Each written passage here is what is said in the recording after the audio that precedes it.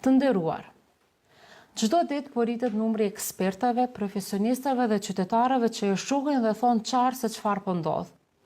Kjo është ndjekje politike, jo hetim. Në vend që të përballet me pyetjen se si objekti ka funksionuar për një vit të tërë me licencë të falsifikuar, i mbushur me të mitur, me piroteknik dhe pa leje, pushteti arreston një ish ministër i cili nuk ka pasur kompetenca prej kohësh, vetëm sepse nuk është i tyre. Në një shtet ku e gjithë shoqëria është në zi, kryeministri në skemë publike demonstron kërcënime vulgare, tërheqje për veshje dhe urdhëron arrestime para kamerave. Jo për të sjellë drejtësi, por për të fshehur të vërtetën. Jo për të ndihmuar hetimin mbi atë se kush e ka lejuar këtë situatë, por për të udhëhequr atë personalisht sipas linjës politike. Dhe gjithnjë më qartë, bëhet se në sipërfaqe të gjitha institucionet kanë hishtur për një vit të tërë, edhe pse e dinin se çfarë po ndodhte. Klubi ka qenë sinonim i një hapësire të mbrojtur për elitën politike dhe biznesit lokal.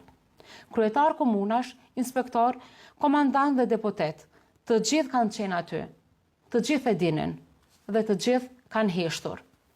Publiku me të drejtë kërkon përgjigje për pyetjet logjike.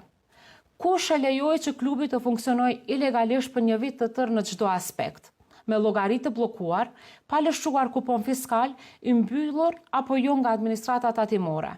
Ende nuk është e qartë. Gjithsesi pas një leje të ligjshme, madje dhe me një licencë të skaduar dhe të falsifikuar. Kush për një vit të tërë nuk ka arritur të vërejë përdorimin e rregullt të mjeteve piroteknike, të cilat kanë qenë të dukshme në të gjitha rrjetet sociale? Dhe si është e mundur që askush nuk e ka parë madhësinë e ngjarjes fatale që jo vetëm qyteti, por i gjithë rajoni e dinte?